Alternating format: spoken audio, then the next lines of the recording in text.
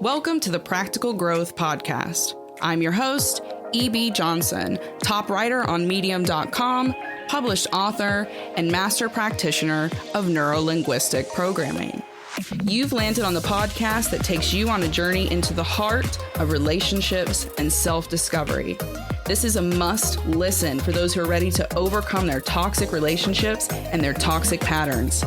You can expect real talk, practical guidance, and raw and relatable guests that you'll be talking about for weeks. Let's get into it. Hello again, my lovelies. Welcome back to a new year and an entirely new episode of the Practical Growth Podcast. It is me, your favorite podcast host, medium writer, and TikTok educator, E.B. Johnson, and I'm here with an episode that is going to send you over the moon, but I'm not the only one here. I've got a special guest who is going to come in and blow your minds. We're going to have an amazing conversation about personal accountability. It's one of the most important parts of the healing journey, and it is one of the most avoided parts of the healing journey. It's all about learning to say, I'm the problem when you're the problem, and acting accordingly, leaning into shame, guilt, and embarrassment. That's what we're going to be talking about today. So make sure you stay tuned, because just before we get into that, I do have to give you a little update about coaching. You all have blown me out of the water when it comes to coaching. There's been an absolutely overwhelming response from so many of you. And thanks to that, my coaching program is all booked up until March. However, I am currently taking applications for the March round of my narcissistic abuse and childhood trauma recovery programs. So if you want to be a part of that, you need to head over to therealebjohnson.com and click on Working With Me. There you'll find a little more about the program and also the application. Now, I do limit these programs to only 6 people, and that's a hard thing to do, right? Because hundreds of you have been applying. So if you want to make sure that you get one of those spots, because believe me, some of them are already gone, you need to go ahead, get yourself together, and apply now. If you don't want the rest of this year to go down the way last year did, the way the year before did, if you want the tools to regulate your nervous system, to communicate and regulate your emotions, this is the program for you. This is a trauma-informed NLP program that, I'm telling you, fast tracks you to better behaviors, better beliefs, and an improved life and improved relationships. So again, if you want to be a part of that, head over to therealebjohnson.com and click on Working With Me to apply. All right, guys, this is the moment you've been waiting for. First big interview of the season. We are here with the amazing Duncan, who you might know from Boldly Growing Forward on TikTok and on Instagram. Hello, Duncan. Thank you so much for being here. Hello. Thanks for having me. Absolutely. We're going to be talking about personal accountability today, which is going to be a big trigger for a lot of you, but we're just going to sit down. We're going to make it through it. And it's all going to be okay. And on the other side of this conversation, we're going to have an entirely new understanding of what it actually means to heal, right? Because it's not just about pointing the finger at other people. It's about taking accountability for ourselves and the mistakes that we've made so that we can fix where we've gone wrong as well. So let's get into it. So Duncan, tell us a little bit about yourself. Where'd you come from? How'd you get here? Tell us all about yourself. Sure. So turbulent childhood. I had a narcissistic parent, who had someone in her life that I got to go through a whole lot of sexual and emotional abuse. And that led to years of addiction later in life.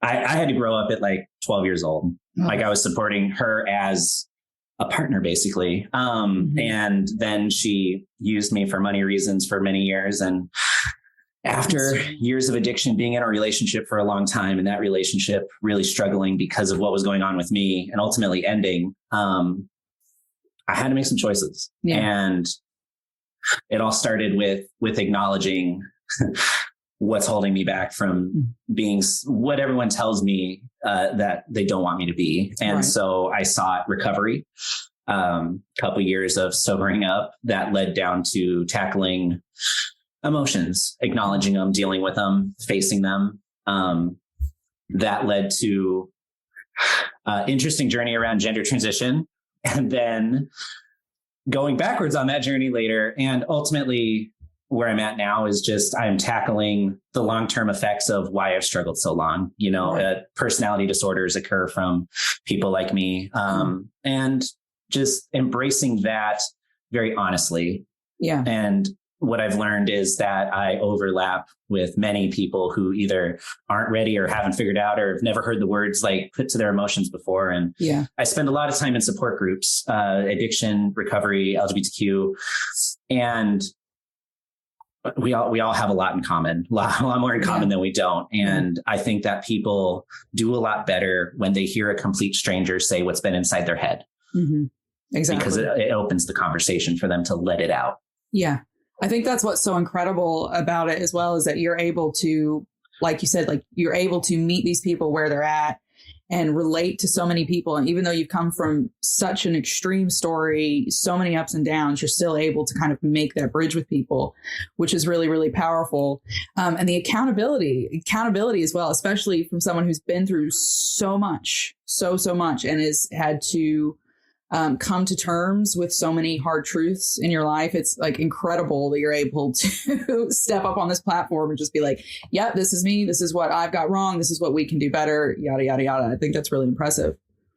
Well, and the fascinating part to that is people's reaction is typically just like, oh my God, I've never seen such vulnerability. Right. Yeah. And for me, that's when I look at you. Yeah. So I'm like sitting here like, why does that impress you?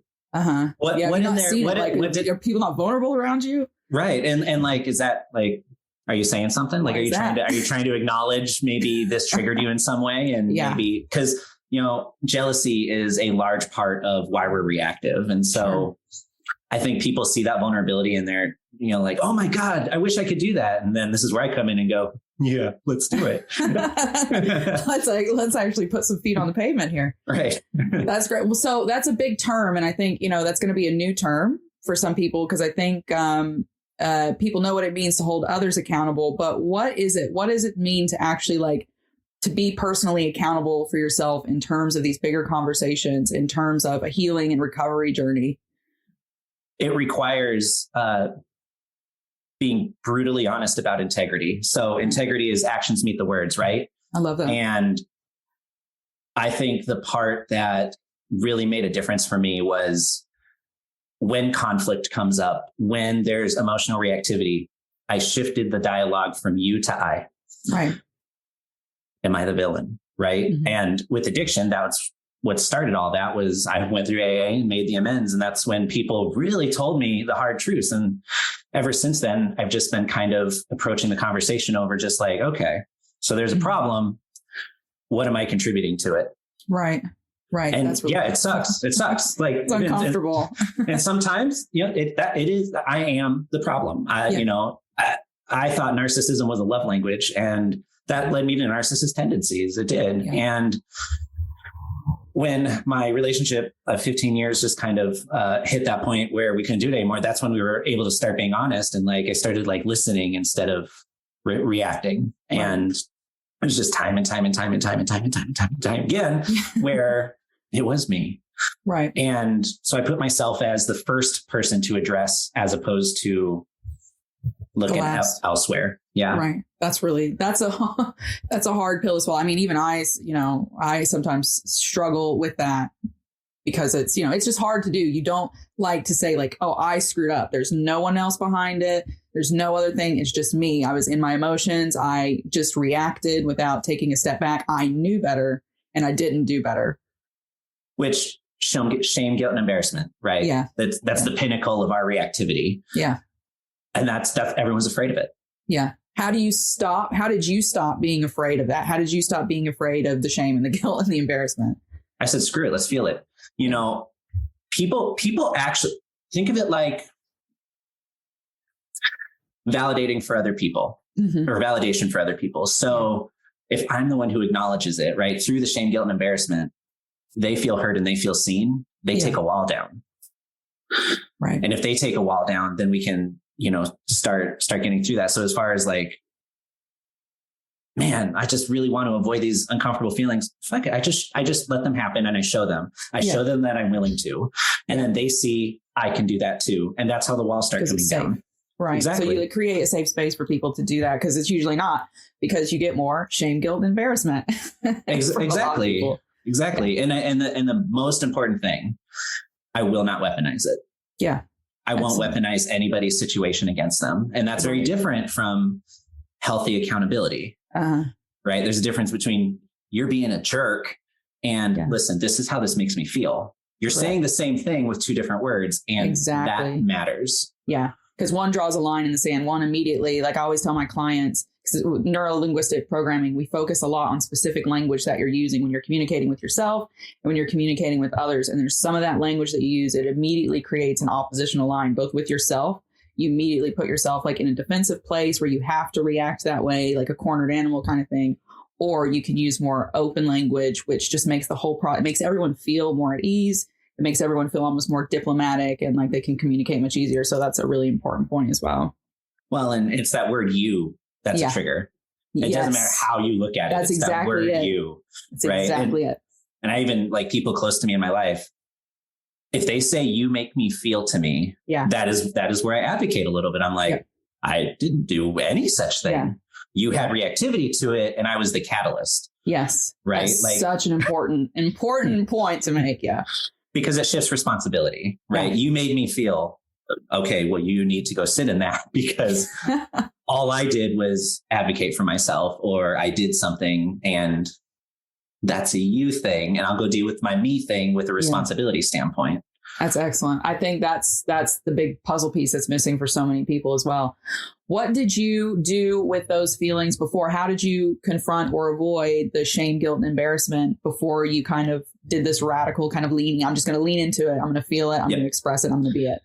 So prior to addiction and navigating the emotions, I would say if it was a relationship that was close to me that I actually cared about, flight response. Right. People please. Yeah. I will let you have this. I don't want this to escalate. And people would use that and abuse that. And I just, it was a cycle. When it was random folk or, coworkers, people with relationships I care a little bit less about, the amount of the word "you" I would use, it was never my fault. Yeah. Okay. It was deflection, 100%. Right. It was digging deep, grasping at straws, reconstructing the situation. Basically anything to prevent me from being, I'm the issue, because I need to be the victim, because if I'm the victim, then I can hate you, or I can belittle you. You can also push things around a bit better in your favor. And it feels good, right? It's a dopamine release to have a sense of justice. And for people with narcissistic tendencies or a product of narcissism, that's really hard line for people to even start to grasp. Oh yeah.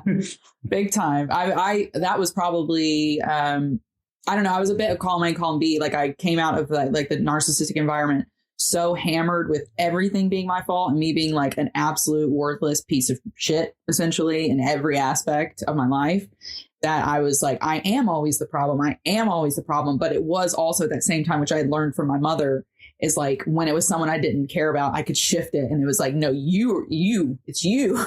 You are all the problems. Right. And we try to force people to treat us how we see us in our heads. Yeah.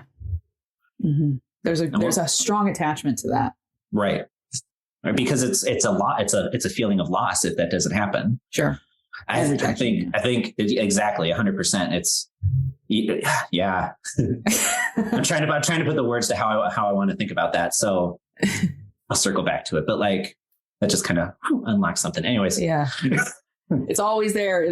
She always rears her ugly head. So obviously both of us, a lot of this like reluctance to take accountability and unwillingness, inability to kind of be personally accountable. A lot of that came from the examples that we had. Like we just never, that was what we learned. Like that was how we had to protect ourselves, or we saw people that did that. So I know that you had some really heinous adult examples, and some of that will have absolutely been picked up from the adults in your life. So as you were you're still becoming yourself and all of these things, but how did you kind of pick up on that? How did you figure out that that's what had to happen when you didn't have those examples? Like, how did you come to that for yourself? In terms of what like exactly? Being accountable for like leaning into that discomfort or being accountable for yourself. You know what it was? It was one day, the relationship I was in, my ex, she said something that struck a nerve in a very different way for the first time. So my mother was my abuser, right? Right. And, I was the victim of that abuse for a very long time, and shifting responsibility and all of that. And a lot of that is valid for her to take ownership of. But one day she said, "You remind me of your mother."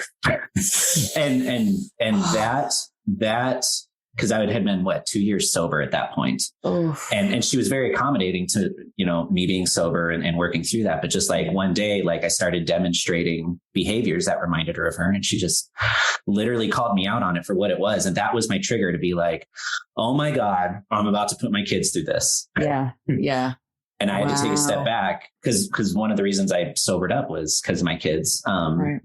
I wasn't giving them an experience that was that they were gonna like, and I needed to break that cycle. And so she just told me another cycle I was continuing. Yeah. And other people in my life call me out on that too. So one of the things that she really affected was my perception of holidays. Okay. I hate holidays because that was like the abuse fuel. Yeah. Right? Drama. Yep. Birthdays and Christmas. Right. Yep. And to this day, I still have reactivity to those, and people close to me, they go, "So you're still giving her credit for that." Right. But it's a valid statement. It's like, I'm sitting here going, yeah. Oh my God, that just hit me in the sideways in the back of the head. Oh my God. Yeah. Right. and so that's part of the overcoming it and figuring out from a healing aspect. There's giving it space, and then there's continuing to give them the power, continuing to let them affect you. And that's hard because it requires you letting that go. Correct. Yeah. That's like one of the big shifts that happens between that victim mindset to that I'm a survivor mindset. Like, I'm not going to wallow in this anymore. I'm going to be different. I'm going to acknowledge what happened to me, hold the people like involved accountable, hold myself accountable, but like, it's going to change. That's part of that big shift. Well, and what I've noticed with healing journeys is a lot of people build their entire identity around that victimization. Right. In my healing journey, I realized how hurt I was, and then they stop. Yeah. They don't go further. It's like, okay, so like you're hurt. Now what? Yeah. Like, do you want to be hurt forever? And they go, how are you going to feel better? Right. And they circle around it and circle around it and circle around it. And I think that triggers a little bit of an addiction mindset too, right? Because you get that dopamine release because of the validation. Absolutely. I think if I hadn't gone through addiction recovery, I wouldn't have been able to go through the emotions and accountability. Why do you think that is? Do you think it's just because of all the extra walls that the addiction put up around everything for you? My understanding of how our addiction system works. Yeah. Okay. Because you can see it in so many aspects, right? Addiction's not just substances, but a dopamine release to make you feel good. And then we become increasingly desensitized to it the more we do it, which is how you see these large concepts of victimization at a larger scale and people being louder and louder and louder about that victimization that feeds an addiction, or it feeds a narcissism. Yeah. It's one of the two, or it's both, but it's a reality.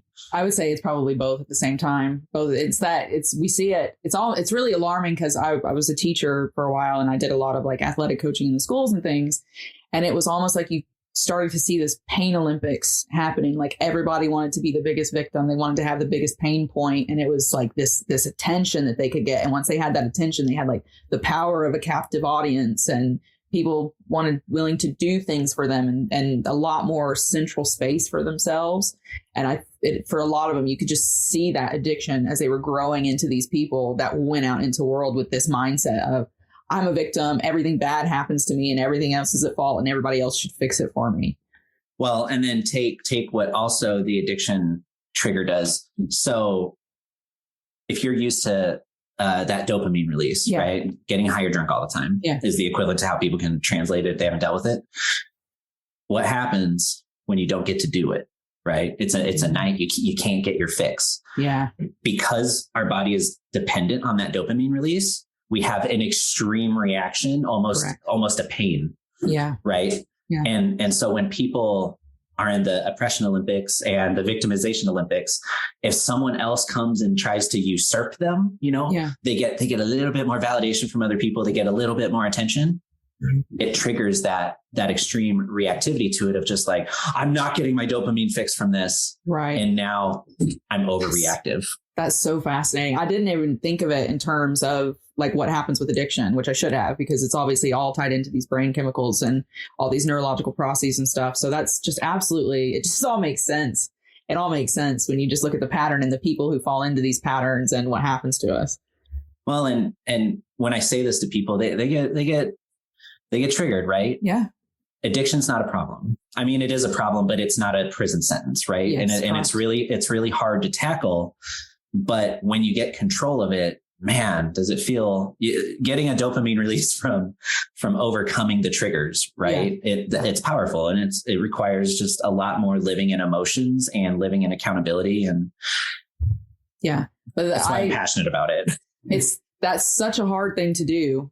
What do you think was the hardest aspect for you for doing that? Like, what was the single hardest aspect of kind of just leaning in all in for yourself and doing this kind of this deep work? 'Cause I mean, you've had to do deep internal work to come to all of these understandings, all of these connections, all of this.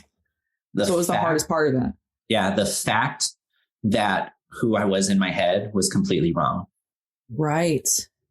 My entire identity that I had delusionally given myself. Right. Completely wrong. And it's why I have a personality disorder. That's part of it.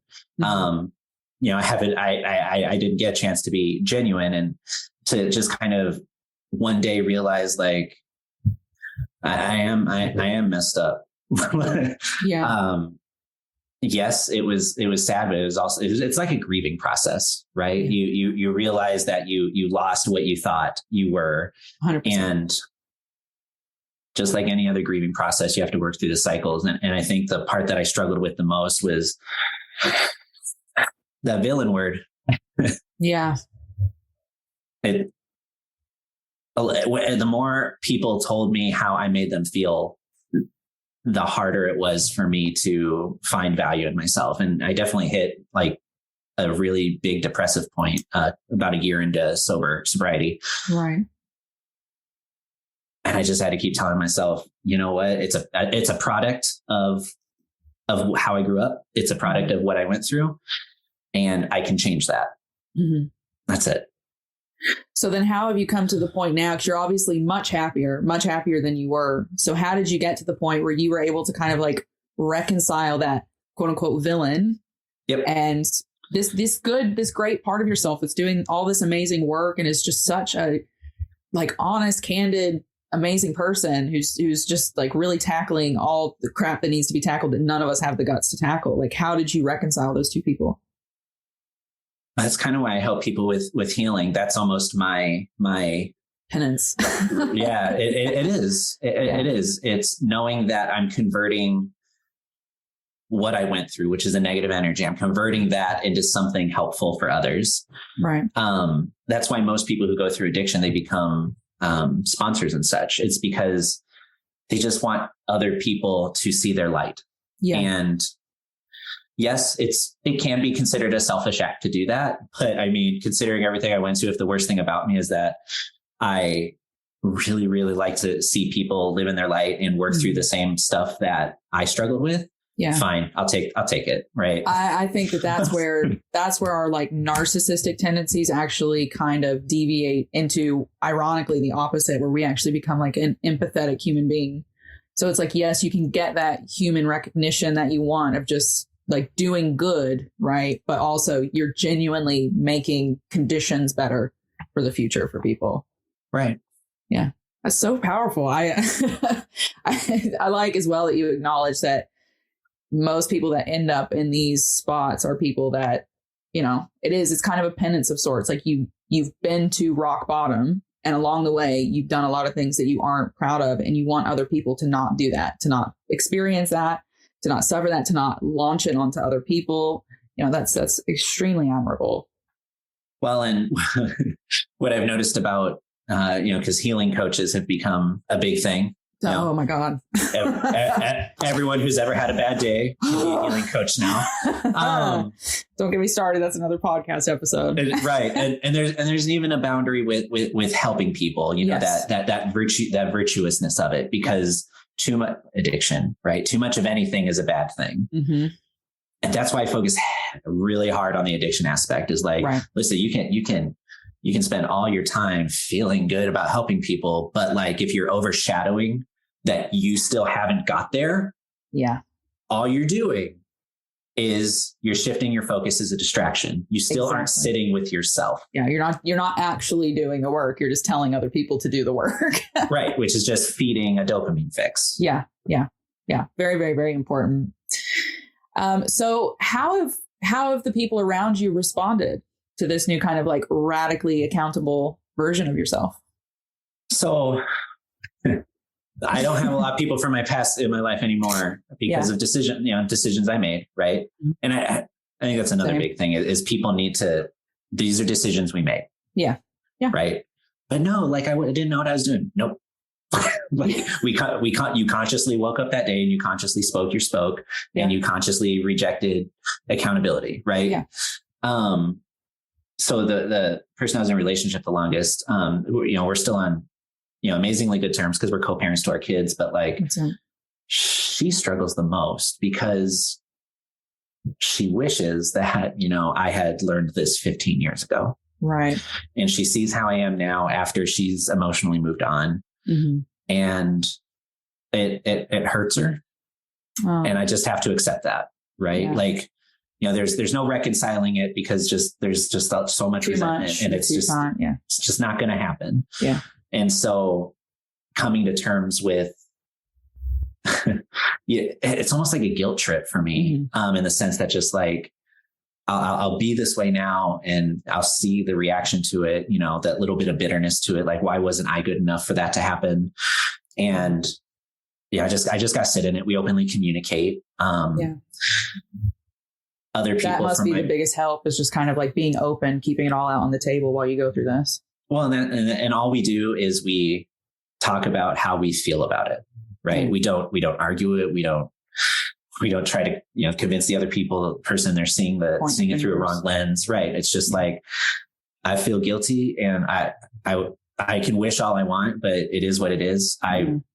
All I can do is hope that my version of myself I am today, is something that can be in your life. And then she goes, I acknowledge what you're saying. I really do. It does hurt to see you. It hurts and it's awesome. Yeah. like she does care about me as, a best friend. And that's good to see. Just like the romantic aspect, I created issues for her. Right. And it's fine. Yeah. It's healthy to just acknowledge that and be okay with it. Mm-hmm. And not every problem can be fixed. No, that's very, very true. Do you think that even though it's hard, even though it's not what either of you foresaw or necessarily what you wanted, do you think that the relationship is in a better, healthier state today just because you both have this kind of honesty? Yeah, because we can be honest. Yeah. We aren't afraid we're not afraid of shame, guilt, and embarrassment. Like we both hit our low points and we both got through that. And how that looks to other people can be a little bit scary sometimes because they're just like, you're not afraid that they're going to use that against you. And it's like, that's part of trust, it's a risk, but keeping the suppression down, which risk do I want? Do I want the risk of being hurt because it's going to be used against me? Or do I want the risk of shutting down and going down a cycle and rejecting someone in my life that you really, value and love? Exactly. Yeah. What about the work that you do? Has it always been centered? Has this kind of like accountability always been at the core of it? Or how has it affected your work? How does it guide your work? It puts, I think accountability is quite literally the foundation of everything I do. Yeah. Because the only thing I can control is my side of the street. Mm-hmm. And so important. I don't think people realize that. Exactly. Like, we're really obsessed with looking outside, right? Here's the problem with you, this, that, and the other thing. Mm-hmm. okay, even if those are problems, how is it making you the problem? And I'm not even going to ever be at this place of perfect or, make a good decision every time. At least I'm doing it with integrity. Yeah. Like I feel more free and the weight's lifted that I am a person of integrity above all else. That's the right thing. Right. Exactly. Like I may fuck up. I may cross some lines. I may disrespect boundaries. I may cycle back, but at least taking accountability of it, I have the integrity behind it. What you said there was so important as well. I may cycle back. And this is why I tried to tell, because, I've got CPTSD. Most of my clients, readers, they're dealing with some kind of personality disorder or CPTSD or PTSD or, generalized anxiety disorder. And I try to tell them, like, for people like us, the goal is not to magically wipe the slate clean and magically just become this all around wonderful person that gets it all right all the time. Like, that's not going to happen. We're going to go back into lows and highs. It's just going to happen. And part of being quote unquote healed or recovering is being able to accept that and allowing that to be a part of the journey and just learning how to manage it, how to be with yourself, versus this magical thinking of just, abracadabra, and it's just like done. Well, and I think that component was a huge contributor to the transition journey. Right. I wanted to reject myself so much that I literally changed everything about me to avoid that. Right. I overcompensated. Yeah. I was like, that is a monster. That is someone who can fuck up. That is someone that people are going to see the past. Right. I'm just going to wipe it away and make a new person. Yep. Fuck it. Here's this new person in the world. And look, this is what self-empowerment feels like. And I was making content like that. I found self-empowerment. Yeah. I found a coping mechanism. Right. And that coping mechanism still led to me rejecting myself and not sitting in the room with myself. And I think people don't realize that, things like people pleasing and all of that stuff sounds really cool. Yeah. But it's a trauma coping mechanism. It is, correct. Yeah. Big time.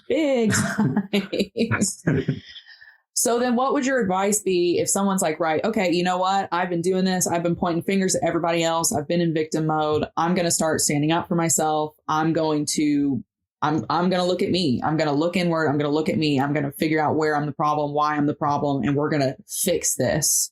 Where would someone start doing that? How would they start leaning into that shame and embarrassment and guilt? Yep. The word I. That's it. The word I. Every statement. Yeah. I, me. Yeah. That's it. Feel, I think, I'm experiencing. Exactly. Because the second you do the word you, you're shifting responsibility. Like, or them, or whatever the case may be. Sure. And so where do you think the line? Oh, sorry. Go ahead. Yeah. Just that little tiny change, even if it's writing stuff down. I mean, it starts wiring your brain different. It does. I would agree with that. I would absolutely agree with that. Where do you think the line is for, let's say, someone who's an extreme people pleaser, someone who's come out of a really abusive narcissistic family, narcissistic, relationship, who has, let's say, they've been the scapegoat for their whole lives. Where is the line for them between personal accountability and the tendency to take all the accountability for everything? Do you have any advice for those people? Yeah, that's what I'm unpacking that myself. Yeah, me too. Are there any red flags that you would say, like, if you notice yourself, saying I in this situation, or if you notice yourself, doing it in this situation, anything like that you could kind of tip them off? If you feel like you had to suppress something, question it. Excellent. Question that little tiny feeling, no matter how bad it is, even if you feel guilty about it, even if you're just like, no, I know this is me. That's big. Okay, why are you triggered by that? Like, dig a little bit deeper, because at some point you do have to learn how to advocate for yourself in a healthy way, right? Yeah. Like, I'm not a pushover. Yeah. I may look at myself as the villain in the first place, but like eventually I go, wait, no, but like, how was the situation of the person, the catalyst for this, right? Yeah. And finding that balance in a world where people aren't ready, everybody is going to use that flexibility to point it at you. Yeah. And navigating that component of like, I know I know I'm not the villain. Yeah. I know that this situation is an injustice and that I need to be reactive to it and engaging with someone who's not there or not willing. Yeah. Don't die on hills that you can't climb. That's great. Yeah. That is the advice that everyone on TikTok needs. Everybody on TikTok. Let them believe and feel and think where they're going to be. You're not going to change that. You know who you are. And that's the importance of empowerment with integrity. Yeah. You need to be okay with who you are. And yeah, maybe someone's going to shit on you. Mm-hmm. Fine. Let them have it. The world is a big place. Time is very little. Yeah. We all have a choice of what to invest our time into. Oh, yeah, it's a big one too. Yeah. We absolutely get to choose. That's one of the big things. Like, you know, when people say like, oh, choose how you feel. Well, yeah. Okay. You can choose to put yourself in these environments, to take yourself out of these environments, to fight for these perceptions in other people's heads, but you're ultimately wasting your time because you can't control that. You just can't control that. It's like paying a debt you don't owe. Oh yeah. That's such a good way to describe it. Why? Like, why? Yeah. Don't go knocking, asking if they want money from you. Right. It just doesn't need to be done. So then what do you think that there are any like green flags, like good signs that you're going in the right direction and you are kind of like finally stepping where you need to step on this journey of like fully taking responsibility for yourself and living with this integrity in terms of healing and recovery? Were there any big aha moments for you when you're like, this is it? Like, I'm doing this right. This is good. Like, this is the right direction. When I realized how much more freeing and how the weight lifted when I communicated the hard shame, guilt, and embarrassment. Like when I owned it and I was just like, this is really embarrassing for me. And this is why. When I realized that got easier and easier and easier, that's how I know. Right. And then, you know, where the red flag is where you start going, but like, this didn't feel as uplifting as it has in the past. Okay. Why? Right. Yeah, and that's where you need to question things. Mm-hmm. Mm-hmm. Always question it. If it doesn't feel right, just start talking to yourself, question it. Right. Yeah. And, you know, something that I think a lot of people, it's okay to wrap their head around is because people of narcissists, good chance there's a personality disorder. Yeah. Yeah. Right. That's kind of the outcome of dealing with the narcissist. Mm-hmm. Something that was very powerful for me, at least, was the realization that, you know, I was the hero I never got.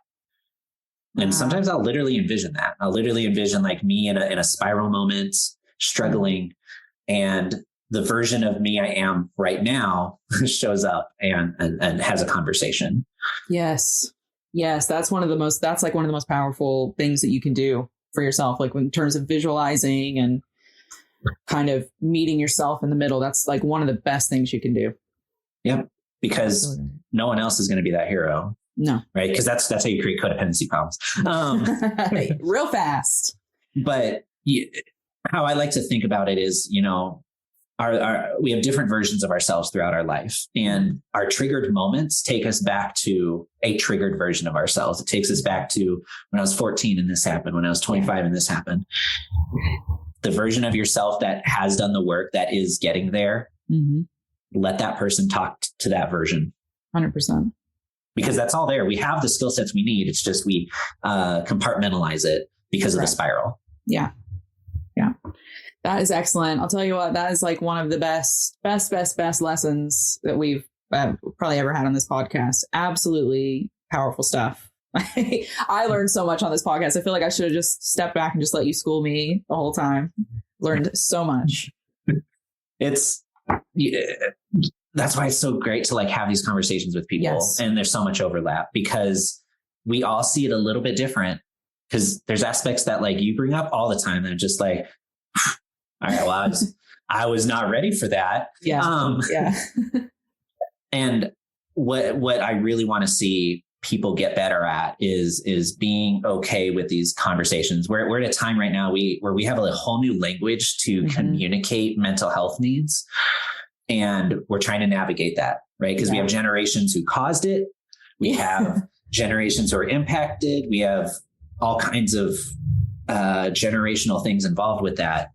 And in this magical time where we're finding new language to communicate this stuff, it's important to find people who are okay with that.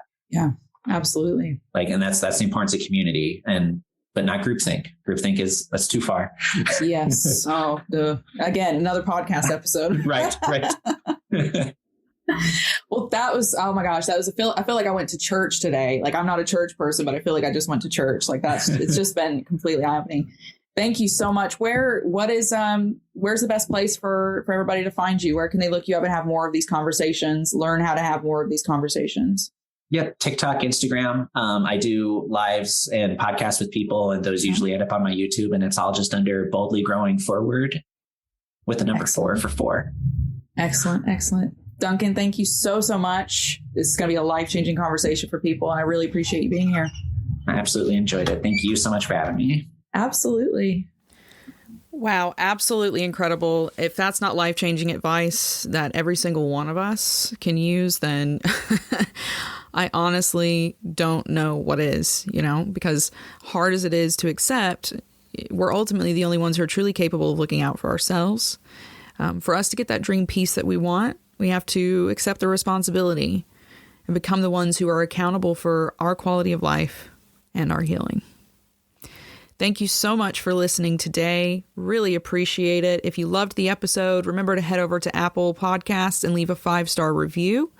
Everybody who leaves a 5-star review is eligible to get a free ebook from my shop. So all you have to do is leave that review, and as soon as it goes live, take a quick screenshot and email it to me, admin@therealebjohnson.com. And that's it. I'll send you a free ebook. For everyone else, remember to go and check out Duncan, Boldly Growing Forward with a 4. You can find them on TikTok, on Instagram, and on YouTube as well. Thank you again for listening. And until next time, keep your heads up and keep your eyes on the stars. Bye-bye.